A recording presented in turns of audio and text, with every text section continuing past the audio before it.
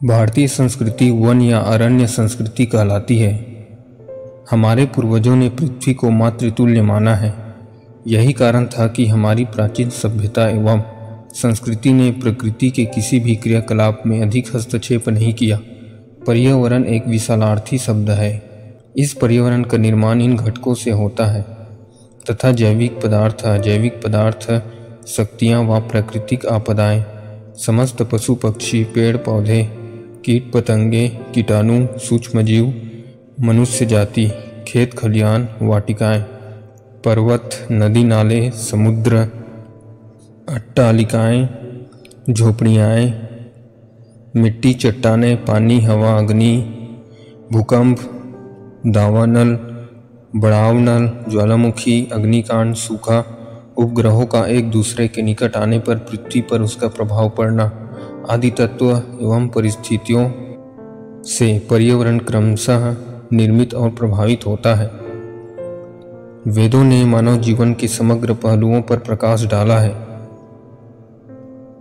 चाहे वह आध्यात्मिक विषय हो या फिर भौतिक जीवन। जब भौतिक जीवन की बात आती है तो पर्यावरण की ओर हमारा ध्यान जाना स्वाभाविक है। वैदिक काल से ही हमारे पूर्वजों ने समस्त क्रियाकलाप पर्यावरण के संरक्षण हेतु ही हुआ करते थे, जैसे यज्ञ का आयोजन, वृक्षारोपण, फूल पत्ते, पशु पक्षियों से स्नेहिल व्यवहार, नदियों, पर्वतों, वृक्षों एवं पशुओं का पूजन, नदी, झरने, तालाब आदि को स्वच्छ रखना। यह सर्वविदित है कि पंच महाभूतों पृथ्वी, आकाश, अग्नि, जल, वायु में निहित गुण ही तो मानव जीवन की संरचना करते हैं, उसका पोषण करते हैं और अंत में अपने को आत्मसात भी कर लेते हैं। पृथ्वी की समस्त अच्छी बुरी गतिविधियों का प्रभाव पर्यावरण पर पड़ता है और यही पर्यावरण मानव जीवन को प्रभावित करता है। यह वैज्ञानिक, वैचारिक भी हो सकता है, मानसिक, आत्मिक या फिर शारीरिक भी।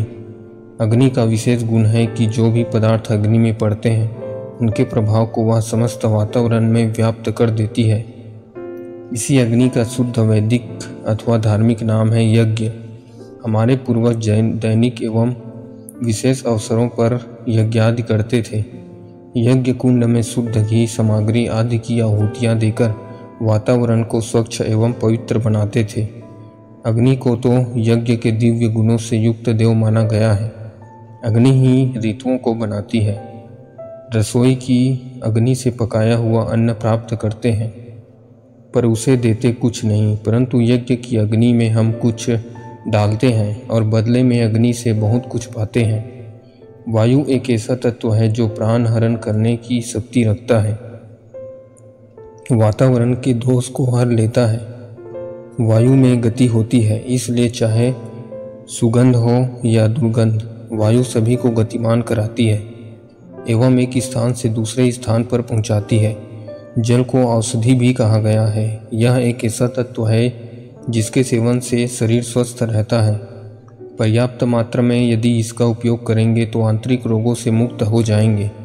जल चिकित्सा विश्व प्रसिद्ध है। जल के लिए तो यहाँ तक कहा गया है कि हे जल, तुम उत्तम को धारण करने वाले हो। पृथ्वी, अग्नि, वायु, जल शुद्ध होंगे तो शून्य शुद्ध होगा और इन सभी के शुद्ध रहने पर इसका हमारे जीवन पर अवश्य ही सकारात्मक प्रभाव पड़ेगा। संक्षेप में हम कह सकते हैं कि पर्यावरण एवं मानव जीवन का अन्योन्याश्रित संबंध है। इन्हीं सच्चाइयों को जानते हुए प्राचीन काल में हमारे पूर्वज इन्हीं सच्चाइयों को पर्यावरण से संबंधित प्रत्येक वस्तु की पूजा करते थे तथा उसकी रक्षा करते थे। अधिक से अधिक साधनों के उत्पादन के लोभ में प्रकृति का बहुत दोहन किया है। परिणाम स्वरूप अत्यधिक प्रदूषण, वन विनाश, जल संसाधन विनाश, औद्योगिकीकरण, शहरीकरण, युद्ध एवं विकिरण आदि का हमें सामना करना पड़ रहा है। पर्यावरण चक्र के उत्पादन है। पर्वत, समुद्र, नदियाँ, वन, पशु पक्षी, वन्य प्राणी, वृक्षादि यदि ये ही दूषित हो जाए तो भला पर्यावरण कैसे शुद्ध रहेगा, कैसे स्वस्थ रहेगा मानव जीवन। हम देखते हैं कि आज शहरों के कचरे नदियों में बहा दिए जाते हैं। गंदे नालों को नदियों में छोड़ दिया जाता है। कारखानों के विषैले रसायनों से युक्त धुआं को नदी में फेंका जाता है। शहरों में प्रतिदिन हजारों टन कचरा उत्पन्न होता है, पर इसका निस्तारण एक विकट समस्या बन गई है। अस्पतालों से निकला हुआ कचरा कई प्रकार की बीमारी से युक्त होता है, जैसे सड़े गले कटे अंग, बेकार औषधियाँ, घाव पर बंधी पट्टियाँ, रुई, सुइयाँ।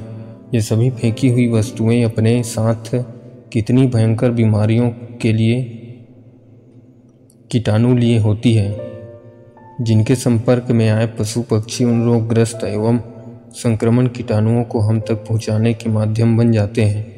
हैदराबाद की मूसी नदी पर्यावरण के दो विपरीत रूपों को प्रस्तुत करने का एक जीवंत उदाहरण है। एक समय था जब मूसी नदी ऐतिहासिक नगर हैदराबाद की सुंदरता का आधार हुआ करती थी। आज वह एक अशुद्ध जल का नाला बनकर रह गई है।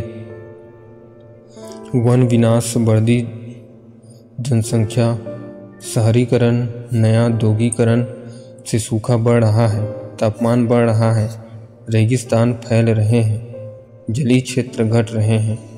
ये समस्त गतिविधियां प्रदूषण को और ज़्यादा बढ़ा रही है। पहले मनुष्य प्रकृति के समीप होता था, उसके महत्व को और उसकी आवश्यकता को समझाता था, उसकी देखभाल करता था, इसलिए प्रकृति भी उसका सही पालन पोषण करती थी। पर आज मनुष्य स्वार्थवश प्रकृति से दूर होता जा रहा है, उसके महत्व और आवश्यकता की अवहेलना कर उसका दुरुपयोग कर रहा है, उसका विनाश करने पर तुला है। इसलिए प्रकृति भी उसका उचित पालन पोषण करने में असमर्थ हो गई है। अंतर्राष्ट्रीय मान्यता के अनुसार पृथ्वी पर 33% जंगल होना अनिवार्य है। स्वतंत्रता से पहले हमारे देश में 45% वन क्षेत्र हुआ करता था। आज वर्तमान समय में केवल 19% रह गया है। इससे अधिक त्रासदी और क्या हो सकती है। यह है पर्यावरण का बदला हुआ विकराल स्वरूप। समय आ गया है कि हम पर्यावरण संरक्षण के प्रति जागरूक हों। प्रदूषण के विरोध में आवाज़ उठानी चाहिए। इस अभियान में सक्रिय रूप से भाग लेना चाहिए।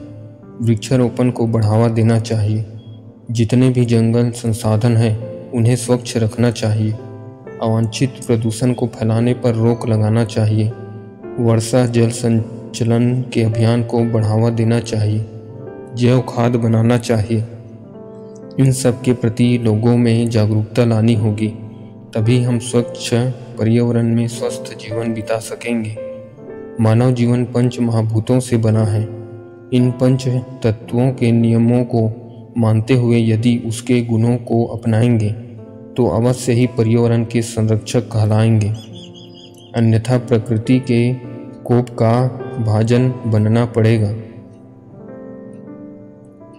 आशा करता हूँ कि इस लेसन में आपको बहुत कुछ सीखने को मिला होगा। आज के लिए बस इतना ही। जानकारी अच्छी लगी हो तो चैनल को सब्सक्राइब करें। धन्यवाद।